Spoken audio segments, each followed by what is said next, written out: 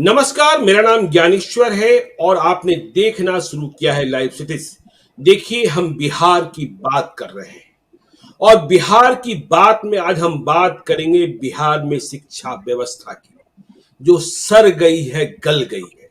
और हमारे साथ बिहार की बात में शिक्षा की बात करने के लिए देखिए, बिहार के भविष्य की बात है, बिहार के बच्चों की बात है, बिहार के अतीत में भी हम जाएंगे, वर्तमान को भी जिएंगे और भविष्य का रास्ता भी दिखाएंगे। तो बिहार की बात करने के लिए हमारे साथ बिहार के जाने माने political analyst doctor Sanjay Kumar ji हैं। संजय जी, आपका स्वागत है लाइव सिटीज में और बिहार के सबसे महत्वपूर्ण मुद्दे पर, क्योंकि देखिए, बिहार यदि कभी आगे था तो शिक्षा के कारण आगे था। चाहे हम नालंदा की बात करें, चाहे हम विक्रमशिला की बात करें, या फिर हम पटना विश्वविद्यालय की बात करें जिसे कैम्ब्रिज कहा जाता था। लेकिन आज हम कहां खड़े हैं और हमारे बच्चों का, मैं अमीर लोगों की बात नहीं कर रहा, मैं आम लोगों की बात कर रहा हूं। अमीर लोग अपने बच्चों को महंगे स्कूलों में पढ़ा रहे हैं। जो मिडिल क्लास है वह भी पेट काट कर इधर उधर बच्चों को पढ़ा लेता है। लेकिन गरीब, जिसके बारे में बिहार के नेता कहते हैं हमारी चिंता तो सिर्फ गरीबों की है, तो हम गरीबों की चिंता करते हैं और स्कूलों को बर्बाद कर दिए, कॉलेजों को बर्बाद कर दिए। और आपको जानकर हैरत होगी, बिहार के हर आदमी को जानना चाहिए कि बिहार का बजट 2024-2025 में 2,56,000 करोड़ रुपयों का, और इनमें से 52,000 करोड़ रुपए हम शिक्षा पर खर्च करते हैं। लेकिन कोई सोशल ऑडिट नहीं है, कोई उत्तरदायी नहीं है। कोई यह बता सकता है कि 52,000 करोड़ रुपयों के खर्च में क्या हम 520 लड़के लड़कियां भी इन सरकारी स्कूलों से, सरकारी कॉलेजों से, सरकारी विश्वविद्यालयों से ऐसे सामने ला पा रहे हैं जो बिहार को गौरवान्वित करते हो, खुद गौरवान्वित होते हो? तो फिर क्या वह बात सच मान ली जाए कि स्कूल में खिचड़ी, कॉलेज में डिग्री? तो क्या इसी चीज के लिए 52,000 करोड़ रुपए हम खर्च कर रहे हैं? और जब शिक्षा व्यवस्था ही खत्म हो गई, भट्टा बैठ गया, तो हम तो कह ही रहे हैं कि बिहार के लोग और दुनिया मान रही है बिहार मजदूरों का प्रदेश हो गया है, बिहार बुढ़ों का प्रदेश हो गया है। और शिक्षा का मतलब साक्षर होना नहीं है। हमने भी पढ़ाई की है सरकारी स्कूल से, आपने भी पढ़ाई की है सरकारी स्कूल से, लेकिन आज जब कभी यूपीएससी के नतीजे आते हैं, बीपीएससी के नतीजे आते हैं, मेडिकल एंट्रेंस और आईआईटी के एंट्रेंस, कहां कोई दिखता है? मैं उनकी बात नहीं करता, उन प्राइवेट स्कूलों की बात नहीं करता, उन सरकारी स्कूलों की बात नहीं करता कि प्राइवेट स्कूल जिन्हें मान्यता प्राप्त नहीं है, उनके बच्चे फॉर्म भर दिए सरकारी स्कूलों से और उन्हें सरकारी स्कूल के खाते की उपलब्धि गिन ली जाए। हम यह भी मानते हैं कि आज भी सरकारी स्कूलों के शिक्षक की गुणवत्ता प्राइवेट स्कूलों के शिक्षक से ज्यादा बेहतर है। लेकिन क्या कारण है, कहां कमी हो गई? 52,000 करोड़ रुपए सिर्फ खर्च करेंगे? क्या आप नतीजों को भी देखेंगे? क्या गौरव था? हम जब याद करते हैं, देखिए, मैं तो 1980 1990 को ही याद करता हूं। 1990 के पहले देखिए, चाहे जो हो, आप जो आलोचना कर लीजिए, कम से कम पढ़ाई तो स्कूलों में हो रही थी। लेकिन सब कुछ खत्म हो गया। और जब आप पढ़ाई को खत्म करते हैं तो भविष्य को खत्म करते हैं, कल कारखाने लग नहीं सकते हैं और विद्या भी खत्म हो गया, जिसे हम लोग बचपन में कहते हैं विद्या कसम खाओगे। अब विद्या ही नाश हो गई तो इस कसम का क्या मतलब? संजय जी, आप क्या सोचते हैं बिहार की बात जब हम करें? क्योंकि बिहार में अब 3 शक्तियां हैं, नीतीश कुमार, तेजस्वी यादव, प्रशांत किशोर। नीतीश कुमार, तेजस्वी यादव समीकरणों को जोड़ते हैं, प्रशांत किशोर ने शिक्षा की बात शुरू की है और कह रहे हैं कि आदमी का जीवन स्तर सिर्फ 3 चीजों से सुधर सकता है बिहार का, ज्ञान से, पूंजी से और खेती से। संजय जी, अब आपकी बारी है। देखिए, हम अभी पहले वर्तमान पर आएंगे, फिर हम लोग थोड़ा पीछे जाएंगे, कि आजादी के बाद का जो दौर था उसमें बिहार ने शिक्षा में कौन सा गुणात्मक परिवर्तन किया, और फिर हम लोग अतीत में जाएंगे, जिस विक्रमशिला और नालंदा की बात हम लोग कर रहे हैं, उस मंडन मिश्र के बिहार पर भी वर्तमान की बात में करना। छात्र को कौन गढ़ता था? छात्र को तो गढ़ते थे शिक्षक ना। लगता है कि वो रामवृक्ष वेनीपुरी राजेंद्र बाबू के बारे में कहते थे कि वह साचा ही टूट गया जिसमें राजेंद्र बाबू जैसे लोग गढ़े जाते थे, बनाए जाते थे। राजेंद्र बाबू भी तो इसी बिहार के मिट्टी के थे ना, बने हुए इसी सरकारी स्कूल के पढ़े हुए थे ना।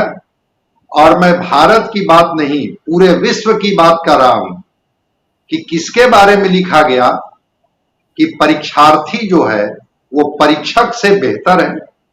Examinee is better than examiner, examiner is better than examinee. इसी डॉक्टर राजेंद्र प्रसाद के बारे में, इसी बिहार की मिट्टी में। उस राजेंद्र प्रसाद को गढ़ा किसने होगा? कोई तो शिक्षक होगा जो गढ़ा होगा। क्या लगता है कि वह कुम्हार की चाक ही टूट गई जिस पर राजेंद्र बाबू जैसे लोगों का कलश बनता था और फिर वो स्थापित होते थे, चाहे वह चरित्र का मामला हो, ज्ञान का मामला हो, संस्कार का मामला। तो क्या आपको लगता है कि बिहार शिक्षक बना रहा है?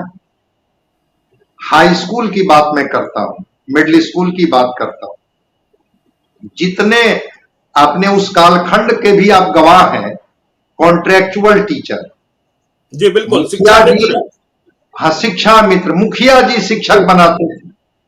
चरवाहा विद्यालय, चरवाहा विद्यालय। अब मुखिया जी के पास कोई शिक्षक नियुक्त करने की कोई एक्सपर्ट कमेटी थी क्या? कोई कमेटी तो नहीं थी। और मुखिया जी किनको शिक्षक बनाते थे? न आपसे छिपा हुआ है, न हमसे छिपा हुआ है। क्या हम लोग मान ले कि वो मुखिया जी के द्वारा जो बनाए हुए शिक्षक हैं उनमें कोई क्वालिटी आपको मिल जाएगी? इसी गांधी मैदान में डिग्री लाओ और नौकरी पाओ का भी अभियान हम लोगों ने देखा। बिल्कुल, कि वो लोग आए डिग्री लेकर के और उनको नौकरी मिल गई। अब उस शिक्षक के भरोसे बिहार के बच्चों को आप चाहिएगा गढ़ना, जिन्होंने खुद शिक्षक बनने की ट्रेनिंग ही ठीक से नहीं पाई। वो जो बीएड कॉलेज चल रहे हैं, जहां डिग्रियां मिलती हैं, उसमें उसके रकम फिक्स्ड है। बस कोई बीएड में 2 साल का कोई क्लास बच्चा करता है क्या? वहां तो नहीं करता है। वहां तो एडमिशन लिए और पैसा जमा किए और उनको परीक्षा के बाद डिग्री मिल गई और फिर वो डिग्री के आधार पर वो शिक्षक बन गए।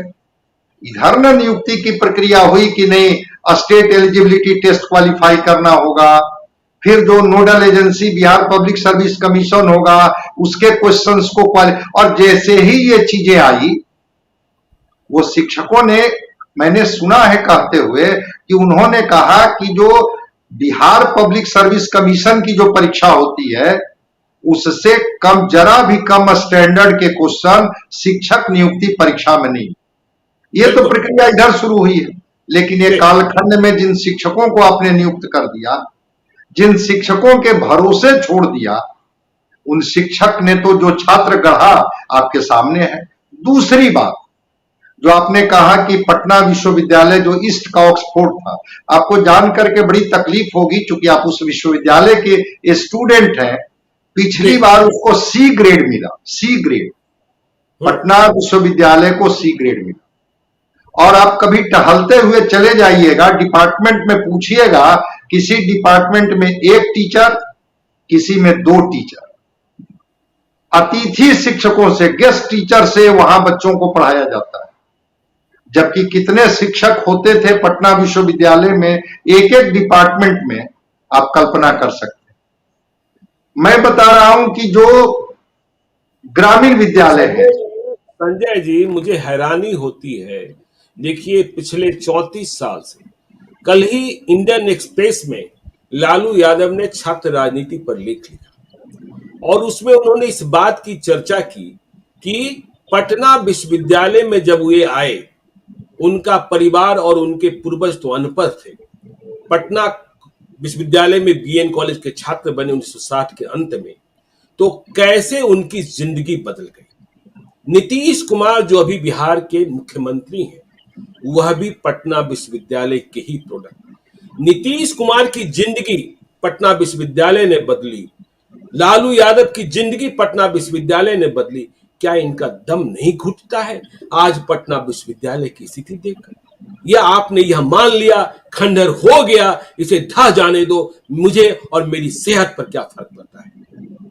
नहीं, बिल्कुल बिल्कुल। अगर शायद वो दम घुटता, उस पीड़ा को महसूस करते और अपने जीवन से तुलना करते कि एक शायद ये विश्वविद्यालय नहीं होता तो आज हम यहां नहीं होते, तो उसकी तस्वीर कुछ और होती। और कॉलेजेस में आपको लेबोरेटरी में लैब के सामान नहीं है। आपको जानकर के आश्चर्य होगा, एन सिन्हा इंस्टीट्यूट जहां जर्नल्स आने बंद हो गए, एन सिन्हा इंस्टीट्यूट में जहां जर्नल्स नहीं आ रहे हो, 2018 के बाद कोई अस्थायी डायरेक्टर वहां नहीं है, डायरेक्टर का पद प्रभार में चल रहा है। आप कौन सी मेधा पैदा कर देंगे इस बिहार से? वो बिल्कुल आपने सही सवाल किया कि ये 52,000 करोड़ की राशि आखिर जाती कहां है? अतिथि शिक्षक नहीं, 520 बच्चे नहीं।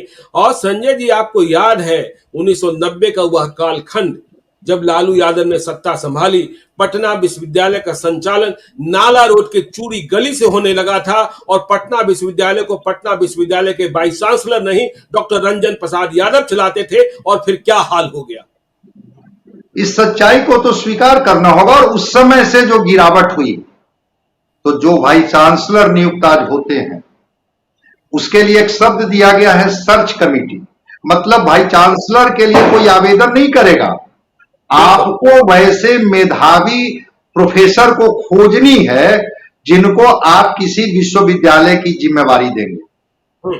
आपको लगता है जो वाइस चांसलर के नाम आते हैं और जो उनके कारनामे आते हैं, आपको लगता है कि वो यूनिवर्सिटी में एकेडमिक एक्सेलेंसी के आधार पर गए हैं या सोशल इंजीनियरिंग के आधार पर गए?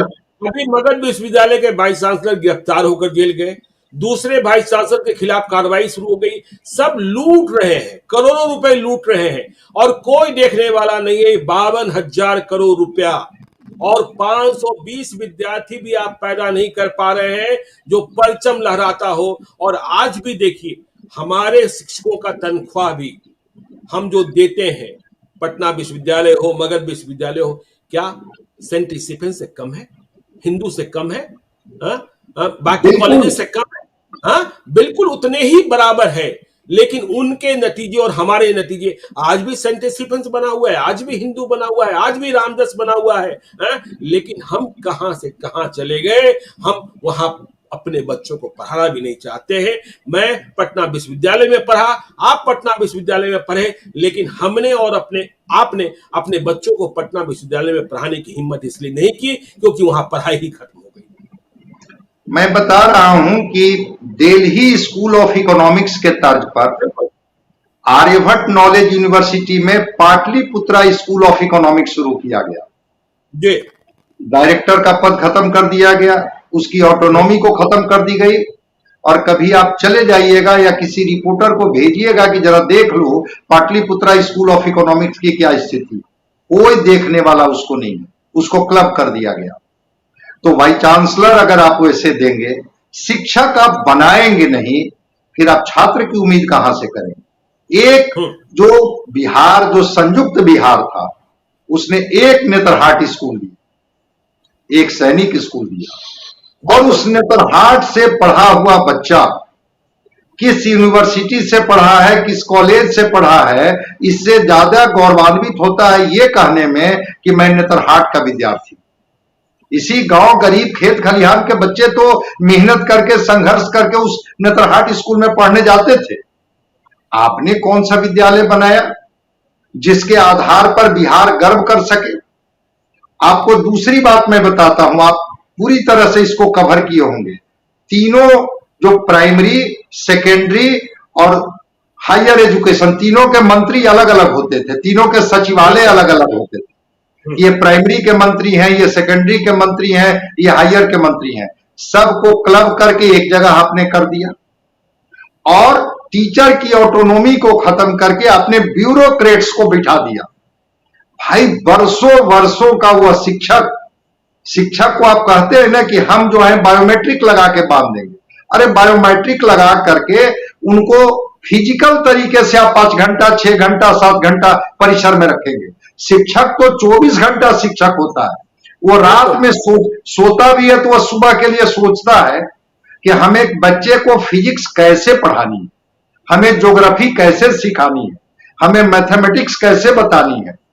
जब तक वैसा शिक्षक आप नहीं बनाएंगे, जिस 520 बच्चों की पीड़ा की बात आप कर रहे हैं कि 52,000 करोड़ रुपया खर्च करके भी 520 बच्चा भी बिहार का हर साल अपने को साबित नहीं कर पाता है, वो किस अंधेरे में गुम हो जाता है, हम लोगों को बिहारियों को समझ में नहीं बात आती है।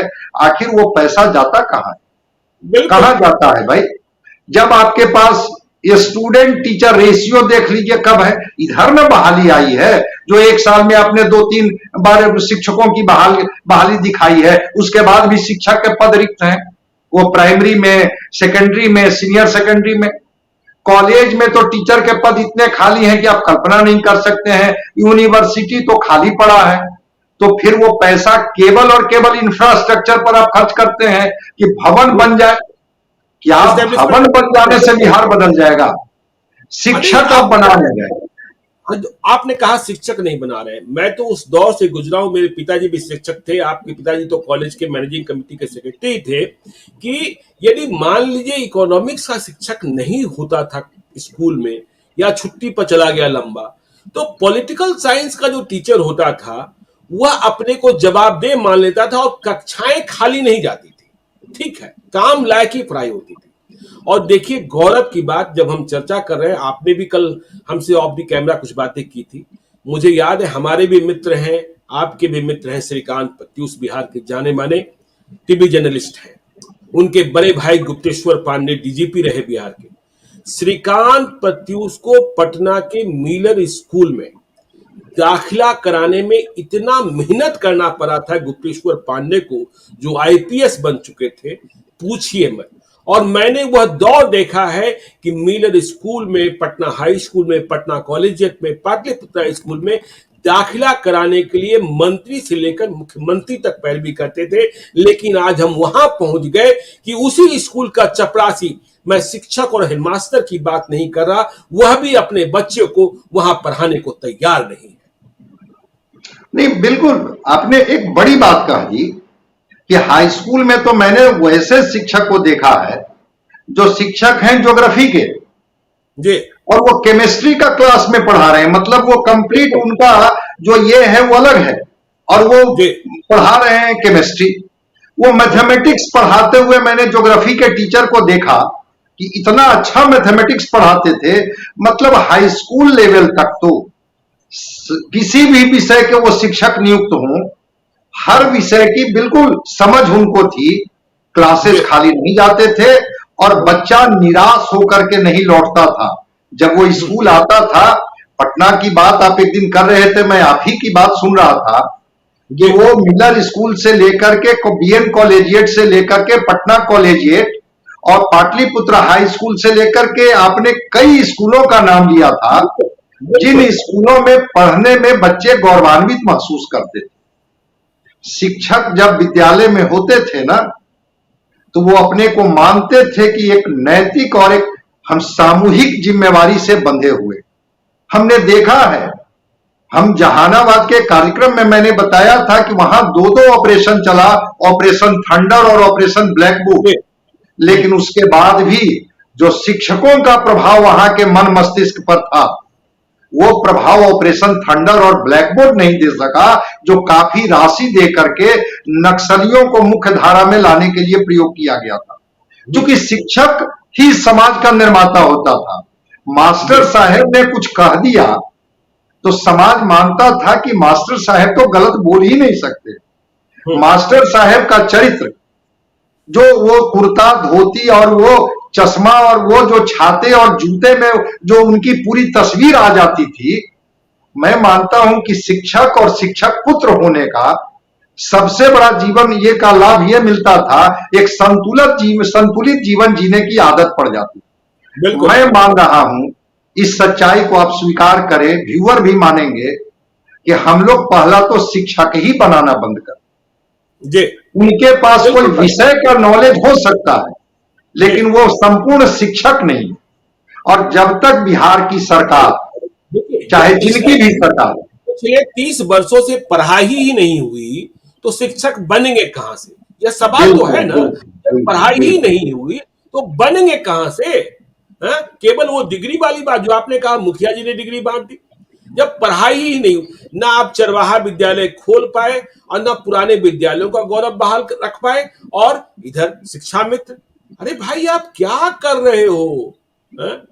मैं बार बार कहता हूं, देखिए, प्रशांत किशोर ने कहा, वह गलत बात नहीं कह रहे हैं कि ज्ञान, पूंजी और खेती ये तीन चीज है। मैं अपने बारे में ही मैं बार बार कह रहा हूं इन दिनों कि आप, मेरे पास क्या है, कोई कल कारखाना नहीं है, लेकिन एक मोबाइल मुझसे सब कुछ छीन लीजिए, एक मोबाइल मेरे पास होना चाहिए, मेरी जिंदगी कट जाएगी और अच्छे से कट जाएगी, क्योंकि हमारे शिक्षकों ने मुझे वह सिखाया है। मैं कहता हूं, स्कूलों में वाद विवाद प्रतियोगिता होता था और शिक्षक तय कर देते थे। और देखिए ना, हम वातावरण क्या होता था, जब स्कूल जाते थे तो सबसे पहले प्रार्थना होती थी। जैसे ही प्रार्थना शुरू हुई, हम दूसरे मतलब पढ़ने आए हैं और बाकी बातों को भूल गए, माहौल ही। और आजकल क्या होता है, सबसे पहले मास्टर साहब कौन जात का है यह पता करते हैं लोग। ये पता करते हैं। हाँ? तो ऐसी स्थिति बना दी गई है, इसमें होगा कहां से शिक्षक आएंगे जब 30 साल से पढ़ाई ही नहीं हुई? और जो सेंट स्टीफेन से पढ़े हैं, जो रामजस से पढ़े हैं, जो हिंदू से पढ़े हैं, जो बीएचयू से पढ़े हैं, वे आपके यहां शिक्षक बनने आएंगे? कोई सवाल ही नहीं उठता है, कोई सवाल ही नहीं उठता है, कोई सवाल ही नहीं उठता है। मैं तो बता रहा हूं कि पटना विश्वविद्यालय में जो टॉपर होता था ना, उसको टीचर कहते थे कि तुम्हारा ब्रेन टीचर बनने वाला है। बिल्कुल। और उससे नीचे के लोग होते थे, उनको कहा जाता था कि तुम सिविल सर्विसेज में जाओ। जी, मतलब बेस्ट ब्रेन को भेजा जाता था टीचर बनने के लिए, कि बिल्कुल। बेस्ट ब्रेन टीचर बनेगा तभी तो वो और गढ़ेगा। हम्म। और जो सेकेंड और थर्ड ग्रेड का ब्रेन होता था, उसको कहा जाता था कि हाँ ठीक है, तुम दूसरे सर्विसेज में जा सकते हो। अब तो छोड़ दीजिए, बेस्ट ब्रेन का टीचर कौन बनते हैं? हम्म। तो आपने न कॉलेज में पढ़ाई दी, न यूनिवर्सिटी में पढ़ाई दी, न 2 साल का बीए डीएलएड जो लाया उसमें आपने ठीक से टीचर बनने की ट्रेनिंग दी। बीच बीच में भी उनको ट्रेंड आपने तरीके से नहीं किया। आप उनसे चाहेंगे कि वो छात्र गढ़ें, वो नहीं गढ़ेंगे। एक दूसरी चीज, टीचर की जो ऑटोनॉमी होती थी, शिक्षक जब गांव में हो, शहर में हो, हमने नहीं देखा कि किसी ने शिक्षक की जाति पूछी। बिल्कुल। शिक्षक अच्छे हैं सबसे, वो बहुत बढ़िया पढ़ाते हैं, तो फिर सारे जाति सारे समाज के बच्चे जाकर के उनसे पढ़ते थे। हेडमास्टर साहब जो होते थे हाई स्कूल में, परफॉर्मेंस के आधार पर उस स्कूल की चर्चा होती थी। अच्छा, वो इस हाई स्कूल, वहां तो हेडमास्टर साहब वो है ना, जी, उनको जाति नहीं बिल्कुल। पूछी जाती थी। कल आप ऑफ कैमरा बता रहे थे ना कि जब आपको हिंदी पढ़ाने कोई शिक्षक आते थे तो फिर कई घंटियां गुजर जाती थी और पिन ड्रॉप साइलेंस होता था। हेडमास्टर साहब आते थे, कहते थे, अरे आप कितना पढ़ा रहे हैं? कल ही आप हाँ बता रहे थे बिल्कुल, मुझे। नहीं बिल्कुल बिल्कुल, चूंकि जब वो पढ़ाने लगते थे, वात्सल्य रस पढ़ा दिए, तो जी, या प्रेमचंद को लेकर के शुरू हो जाते थे, या दीनकर का वीर रस पढ़ाने लगते थे, तो 1 घंटी 2 घंटी 3 घंटी बीत गई। बच्चे भी पिन ड्रॉप साइलेंस, वो भी पढ़ाए जा रहे हैं। और हेडमास्टर साहब धीरे से आकर के खड़े होके कहते थे, देखिए ना 3 घंटी निकल गई, अब दूसरे जी, शिक्षक भी इंतजार कर रहे हैं। तो बड़ा वो ये कहते थे, अच्छा अच्छा 3 घंटी, मुझे तो समझ में ही नहीं आई कि 3 घंटी कैसे निकल गई। अब वो निकलते थे, और वो दौर मैंने देखा है, वो जो साहित्य और वो जो उनका पढ़ाने का तरीका, उनके जो शब्दों का चयन और उसकी गहराई का असर आज भी उम्र के इस पड़ाव पर भी मेरे ऊपर है। मैं मानता हूं कि वो शिक्षक थे जिन्होंने आज मुझे इस लायक बनाया। आज वही तो कुंद पड़ गया है। ये वही जो कुंद पड़ा है कि बिहार जो 30 वर्षों से शिक्षक ही नहीं दे पाया। जब शिक्षक ही नहीं दे पाएंगे तो छात्र कहां से मिलेंगे भाई? और जो छात्र हैं, जब इस उम्मीद से वो स्कूलों में जाते हैं तो कहते हैं कि मैं तो केवल फिजिक्स पढ़ाने के लिए यहां नियुक्त हुआ हूं, मैं केवल फिजिक्स। मैं कई स्कूलों का उदाहरण आपको बता दूंगा। एक हाई स्कूल का तो मैं मेंबर भी हूं, चूंकि उसमें एक शिक्षाविद को भी मेंबर रखा जाता है। भाई कैसी सरकार की डीओ की ट्रांसफर पोस्टिंग है, एक विषय के 8 शिक्षक वहां भेज दिए गए हैं और बाकी विषय के शिक्षक है ही नहीं। अब वो 8 विषय वाले शिक्षक में वो क्षमता नहीं है कि दूसरे विषय को भी वो पढ़ा दें। वो कहेंगे कि मैं तो इसी विषय में नियुक्त हुआ हूं, मैं तो यही पढ़ाऊंगा। और वो अपना विषय भी, मैं कोई उनकी शिकायत नहीं कर रहा हूं, अपना विषय भी जब तक वो ठीक से पढ़ेंगे नहीं। आपको याद होगा जब आप हाई स्कूल में पढ़ते होंगे तो जो आईएससी पास टीचर होते थे उनको आईएससी सर कहा जाता था। लेकिन वो आईएससी सर को भी जो समझ थी विषय की, वो जो बीएससी और एमएससी करके आते थे टीचर, उनसे वो बढ़िया पढ़ाते थे। चूंकि वो मानते थे कि पढ़ाना ये मेरी पूजा है, पढ़ाना ही मेरी उपलब्धि है, पढ़ाना ही मेरा दायित्व है और पढ़ाने के लिए ही आए। जब समाज और सरकार दोनों उनको उपेक्षा की नजर से देखना शुरू किया तो कमजोर लोग भी अगर इस पेशे में आ गए तो उन्होंने भी माना कि बहुत प्रोत्साहन की यहां गुंजाइश नहीं है। शिक्षकों की ऑटोनॉमी को खत्म की गई। आपने देखा होगा उस कालखंड के तो आप गवा रहे हैं। आप उस समय न्यूज एडिटर हुआ करते थे एक अखबार में कि आईएएस को यूनिवर्सिटी का वाइस चांसलर बनाया जाने लगा था। बिल्कुल बिल्कुल बिल्कुल। यूनिवर्सिटी में जो अनुभवों का एक लंबी जो श्रृंखला लेकर के जो टीचर होते थे, प्रोफेसर, उनकी जगह पर आईएएस ब्यूरोक्रेट को यूनिवर्सिटी का वाइस चांसलर। आपने अनुभव की बात की, मैं अपने कॉलेज की बात कर दूं। मैं वाणिज्य में था, पटना यूनिवर्सिटी में। डॉक्टर पीएन शर्मा प्राचार्य हुआ करते थे। सोचिए, लंदन स्कूल ऑफ इकोनॉमिक्स से आए थे पढ़कर। क्या उनके पास कोई दूसरी नौकरी नहीं थी? वे दूसरी नौकरी नहीं कर सकते थे? जो अभी आपने कहा ना कि एक जमात होती थी जो नौकर साहब बनने से ज्यादा उत्सुकता इस बात में रखता था कि हमें शिक्षक बनना है। और डॉक्टर पीएन शर्मा बाद में तो विधान पार्षद भी बने, शिक्षक कोटे से चुनाव जीते और मंत्री भी बने। लेकिन सब कुछ के बावजूद हमें याद है गांधी टोपी पहना करते थे। 911 नंबर की एम्बेसडर कार उनके पास थी। जब वह कॉलेज के कैंपस में घुसते थे, वह कार आती थी, दूर से दिखाई पड़ती थी, पिन ड्रॉप साइलेंस रहता था। और धोती का ढेका ठीक करते हुए वह कॉलेज के भीतर प्रवेश करते थे और फिर लगता था क्या अनुशासन है। वो तो दौर ही समाप्त हो गया। फिर मैं कह रहा हूं कि वो सांचा ही टूट गया।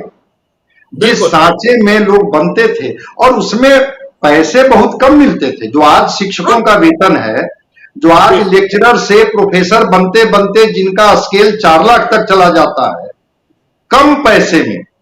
हम उस दौर के गवाह हैं जिसमें शिक्षकों का पैसा बहुत कम होता था।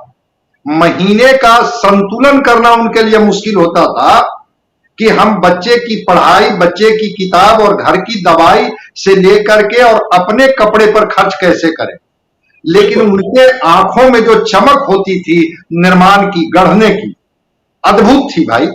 मैंने देखा है शिक्षकों को, एक धोती एक संजय जी याद कीजिए, बांकीपुर गर्ल्स स्कूल में शांति ओझा, जी पाटलिपुत्रा स्कूल में रामाशीष बाबू, अवधेश बाबू, ये ऐसे नाम थे। मीनर स्कूल में फला, क्या पटना कॉलेज में जगन्नाथ चौधरी, ऐसे नाम थे।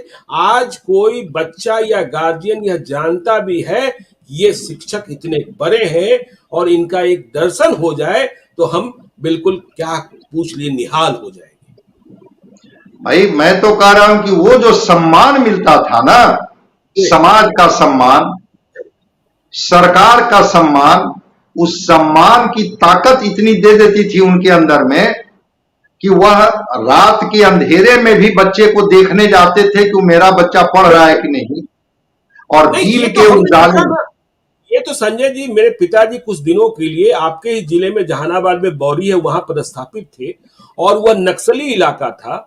और स्कूल की स्थिति ऐसी थी पूछिए मत, लेकिन बच्चे इतने अधिक बढ़ गए थे। मेरे पिताजी रात को लालटेन लेकर गांव में जाया करते थे, मुझे याद है खुदौरी बौरी ये सब गांव हुआ करते थे, हुलासगंज से पैदल जाना होता था। और यह देखते थे उस जमाने के शिक्षक कि बच्चे घर जाकर भी पढ़ रहे हैं कि नहीं पढ़ रहे हैं, और यदि नहीं पढ़ रहे हैं तो उनके माता पिता उन्हें पढ़ाने के लिए प्रेरित कर रहे हैं कि नहीं कर रहे हैं। बिल्कुल, ये शिक्षकों का प्रभाव था। मैं बता रहा हूं कि गर्मी की छुट्टियों में अगर किसी गली से हम लोग दोपहर में निकल गए और मास्टर साहब की अगर नजर पड़ गई हम लोगों पर तो खैर नहीं, इतना प्रभाव उनका होता था हम लोगों के ऊपर। और जब परीक्षाएं होती थी, जब रिजल्ट आते थे, तो मैं कहता हूं कि हम लोगों से ज्यादा खुशी उन शिक्षकों को होती थी कि हमारे स्कूल में पढ़ने वाला बच्चा इतना अच्छा किया है। मैं मानता हूं जब हम लोग सरकार के तरफ जब जाएं, क्या आपको नहीं लगता है कि सरकार बिल्कुल शिक्षा के प्रति उदासीन हो गई है? स्कूल के भवन जितने चमाचम और जितनी सुंदर बन जाए, दूर से वो दिखने लगे, लेकिन मैं नागार्जुन की एक कविता आपको सुना रहा हूं। नागार्जुन इसी बिहार के बड़े कवि हुए थे और शायद बिहार के स्कूलों की तस्वीर पर ही उन्होंने ये कविता लिखी थी। फटी भीत है, छत चूती है, आले पर बिस्तुरिया नाचे। बिस्तुरिया छिपकिली को कहते हैं मैथिली में। फटी भीत है, छत चूती है, आले पर बिस्तुरिया नाचे, वर्षा कर बेबस बच्चों को। चूंकि वो छत छू रही है तो कभी वर्षा की वजह से बच्चे इस कोने में जा रहे हैं, कभी बच्चे इस कोने में जा रहे हैं। वर्षा कर बेबस बच्चे को मिनट मिनट पर 5 तमाचे, ऐसे ही दुखहरण मास्टर गढ़ता है आदम के साचे। क्या ऐसे ही दुखहरण मास्टर, दुखहरने वाले मास्टर होते थे, दुखहरने वाले। ये नागार्जुन हमारे आपके जमाने में पता था कि आप कहां बैठे होंगे और हम कहां बैठे होंगे और हम संवाद करेंगे, ऑनलाइन करेंगे, इंटरनेट आ जाएगा, फेसबुक आ जाएगा, यूट्यूब आ जाएगा। लेकिन हमें इस तरीके से ढाला गया कि हम किसी भी चुनौतियों से निपट सके। लेकिन आज क्या, खिचड़ी और डिग्री। भाई मैं तो कह रहा हूं कि अगर राज्य कहा जाता है कि किसी भी राज्य का आकलन उसके मानव सूचकांक से होता है, और मानव सूचकांक में सबसे पहला इंडेक्स है शिक्षा। जिस देश की, जिस प्रांत की अगर शिक्षा का स्तर गिर गया हो, आपको पूरे भारत नहीं पूरे विश्व की बात मैं कर रहा हूं, अगर किसी इंस्टीट्यूट में चले जाइए, वो इंस्टीट्यूट सरकारी हो या प्राइवेट हो या पब्लिक प्राइवेट हो, हर जगह आपको बिहार का एक शिक्षक मिल जाएगा जिसकी मेधा का डंका सुन करके आपको बड़ा आत्मसंतोष होगा। भाई यही बिहार का शिक्षक कोटा में जाकर के मेडिकल इंजीनियरिंग क्वालिफाई करा दे रहा है बच्चों को। बिहार में आप उसको इंफ्रास्ट्रक्चर नहीं दे पा रहे हैं, क्यों भाई? बिहार में कौन सी कमी आ गई जिसमें उन शिक्षकों को आप नहीं रोक सकते हैं? वही शिक्षक दिल्ली के सारे इंस्टीट्यूट में जाकर के और यूपीएससी क्वालिफाई करा दे रहा है। वही शिक्षक ऑनलाइन आकर के पढ़ाता है और कहता है गर्व से कि हमारी जड़ें तो बिहार है, हम तो बिहार की पृष्ठभूमि में पले बड़े हैं। वही शिक्षक ने तो उस शिक्षक को बनाया, इसी बिहार की माटी से वो निकल करके गया। आपने तो उस साचाही को तोड़ दिया जिसमें गढ़े जाते थे। तो भाई गढ़ने का साचा तो पहले बनाइए।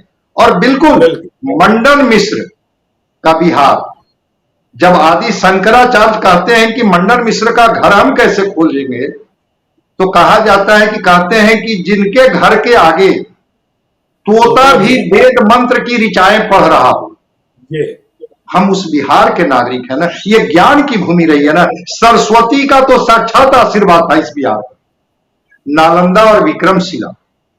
नहीं, इस चर्चा को आगे भी हम लोग जारी रखेंगे संजय जी। देखिए आपने मंडन मिश्र की बात की, लोग फिर कहेंगे कि आप मिश्रा जी की ही बात क्यों करते हैं। लेकिन देखिए पिछले दिनों हमने जेएनयू में एक छात्र रिसर्च कर रहा है, वह सामाजिक संरचना के बारे में, उसने मुझसे यह जानना चाहा था कि बिहार में अपने नाम से, अपनी विद्वता के कारण आप 5 ऐसे यादवों का नाम बताइए जिन्होंने डॉक्टरी पेशे में, जिन्होंने वकालत के पेशे में और जिन्होंने पढ़ाई मतलब प्रोफेसर के रूप में ख्याति पूरे बिहार में अर्जित की हो, नाम ढूंढने में पसीने छूट गए। लोगों ने डॉक्टर मनीष मंडल का नाम बताया है, लेकिन नाम नहीं मिल रहे थे, जबकि पिछले 34 साल से या तो ये सत्ता में है या सत्ता में विपक्ष की भूमिका में है। तो शिक्षा पर चर्चा को जारी रखेंगे, क्योंकि यह जात, देखिए शिक्षा में जाति नहीं, लालू यादव ने खुद कल कबूला है इंडियन एक्सप्रेस के आलेख में कि पटना विश्वविद्यालय ने जिंदगी बदली। मतलब तमाम सामाजिक असमानता रही होगी, लेकिन लालू यादव को पढ़ने से किसी ने रोका, यह बात उन्होंने नहीं स्वीकारी है। तो बिहार की बात में इस चर्चा को हम आगे भी जारी रखेंगे। चलते चलते हम अपने दर्शकों से कहते हैं कि यदि अब तक आपने हमारे यूट्यूब चैनल लाइव स्ट्रीम को सब्सक्राइब नहीं किया है तो जरूर कर लीजिएगा, और यदि इस वीडियो को आप फेसबुक पेज के माध्यम से पेज को लाइक कीजिएगा, ट्विटर पर भी हमें फॉलो कीजिए। धन्यवाद।